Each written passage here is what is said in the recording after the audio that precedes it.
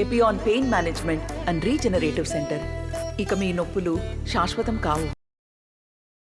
తులసిరెడ్డి అన్న గారు చెప్పినట్లు క్యాంపెయిన్ మొదలు పెట్టబోతున్నాము. రేపటి నుంచి క్యాంపెయిన్ మొదలు పెట్టబోతున్నాము. వైఎస్ షర్మిల గారికి ఓటేయమని చెప్పి అందరినీ కోరుతున్నాను. ఇది ఎందుకు చేస్తున్నానో కూడా మీకు అందరికీ తెలిసిందే.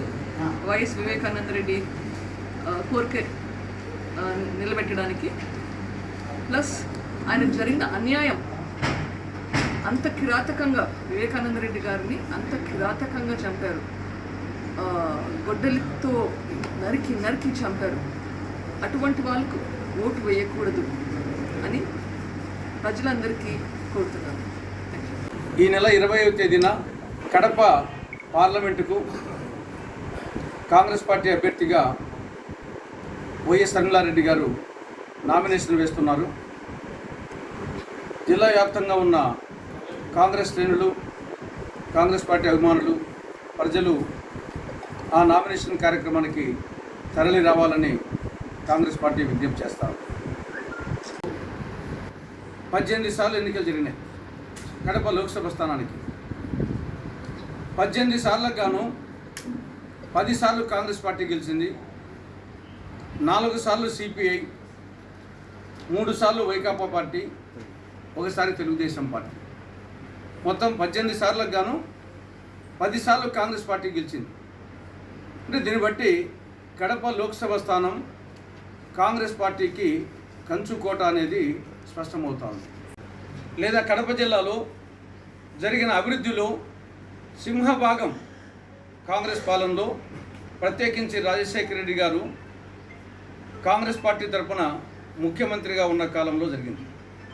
ప్రతిష్టాత్మకమైనటువంటి Yogi Vemana university, RIMS hospital, ఇంకా మిగతా అనేకం ఉన్నాయి. ఇవన్నీ సాగునీటి ప్రాజెక్టు. తెలుగు గంగ కానీ, గాలేరు నగిరి, వెలిగల్లు, తెలుగు గంగ కింద బ్రహ్మసాగర్, గాలేరు నగిరి కింద గండికోట, ఇక పులివెందుల నియోజకవర్గానికి సంబంధించి Paidipalem reservoir, Gandikota Chitravathi lift irrigation, తర్వాత వచ్చేసి పీబీఆర్ ఆధునీకరణ, ఇవన్నీ కూడా రాజశేఖర రెడ్డి గారి ముఖ్యమంత్రిగా ఉన్నప్పుడు, కాంగ్రెస్ ముఖ్యమంత్రిగా ఉన్నప్పుడు కాంగ్రెస్ పాలనలో జరిగింది. ఇడుపలపాయలో ట్రిపుల్ అంతర్జాతీయ పశు పరిశోధనా కేంద్రం, తర్వాత వచ్చేసి శిల్పారామం, రింగ్ రోడ్లు, భూగర్భ డ్రైనేజ్, పులివెందుల నియోజకవర్గంలో ప్రతి గ్రామంలో సిమెంట్ రోడ్లు, పులివెందుల, వెంపల్లి, కడప 4 లైన్ రోడ్డు, ఇవన్నీ కూడా కాంగ్రెస్ పాలనలో రాజశేఖర రెడ్డి గారు ముఖ్యమంత్రిగా ఉన్నప్పుడు జరిగింది. రాహుల్ గాంధీ గారిని ప్రధాని చేయడం అనేది రాజశేఖర రెడ్డి గారి ఆయన ఆశయం. రావాలంటే మెజారిటీ లోక్సభ సీట్లు రావాలి. ఆ మెజారిటీ లోక్సభ సీట్లలో ఆంధ్రప్రదేశ్ నుండి మెజారిటీ సీట్లు రావాలి. ఆ మెజారిటీ సీట్లలో కడప లోక్సభ స్థానం ఉండాలి. ఆ కడప లోక్సభ స్థానం నుండి వైఎస్ షర్మిలారెడ్డి గారి గొంతు రేపు పార్లమెంట్లో వినిపించాలి. అదేవిధంగా జగన్ రెడ్డి పాలనను, ఇది అసమర్థ, అవినీతి, అరాచక, అబద్ధాల పాలన చెప్పేదానికి ఒక ఎగ్జాంపుల్ పులివెందులలోనే పులివెందుల జగనన్న కాలనీ 7,079 ఇళ్ళు మంజూరు చేశారు. ఇప్పటికీ కంప్లీట్ అయింది 310 ఇళ్ళు. ఆ 310 ఇళ్లలో ఒక్కరు చేరలేదు ఇంతవరకు. ఆ ఇల్లు ఎట్టున్నాయంటే ఎగిచ్చిదంతే పడిపోతాయి, మొత్తం వచ్చేసి పడిపోతాయి. పిచ్చుక గుళ్ళు. ఈ జాలు వచ్చేసి జగన్ పాలన గురించి, వైకాపాను ఎందుకు ఓడించాలి, జగన్ పార్టీని ఎందుకు ఓడించాలి, జగన్ను ఎందుకు ఓడించాలంటే ఇది ఒక్కటి చాలు, మిగతా అవసరం లేదు. ఏమైంది? పులివెందుల నియోజకవర్గం అరాచక శక్తులు అడ్డాగా మారిపోయింది, అసాంఘిక శక్తులు అడ్డాగా మారిపోయింది. మద్యం ఏరులై పారుతోంది, చూదం విచ్చలవిడిగా సాగుతూ ఉంది. ఆఖరికి దేవుళ్లకు, దేవాలయాలకే రక్షణ లేదు, విగ్రహాలకు. క్రికెట్ బెట్టింగులు, రకరకాల బెట్టింగులు సాగుతున్నాయి. కాబట్టి పులివెందుల నియోజకవర్గం అసాంఘిక శక్తులు అడ్డాగా మారిపోయింది జగన్ ప్రభుత్వ హయాంలో. అంటున్నాము. నువ్వు వేసింది 1,89,719 కోట్లు ఒప్పుకుంటాం. అమ్మ ఒడి, ఆసరా, చేయూత, విద్యా దీవెన, వసతి దీవెన అని అన్ని పథకాలు కలిసి 5 ఏళ్లలో 1,79,819 కోట్లు. కానీ నువ్వు లాగింది ఎంత? పన్నుల వాత, ఛార్జీల మోత, ధరల వాత, వీటి ద్వారా 3 లక్షల కోట్ల రూపాయలు అదనపు భారం మోపాడు 5 ఏళ్లలో.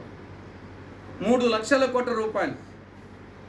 కరెంటు ఛార్జీలు 28 రాష్ట్రాల ముఖ్యమంత్రులు, ఢిల్లీ, పుదుచ్చేరి 30 మంది ముఖ్యమంత్రుల 2019 అఫిడవిట్ చూస్తే అత్యంత ధనవంతుడినే 373 కోట్ల రూపాయలు.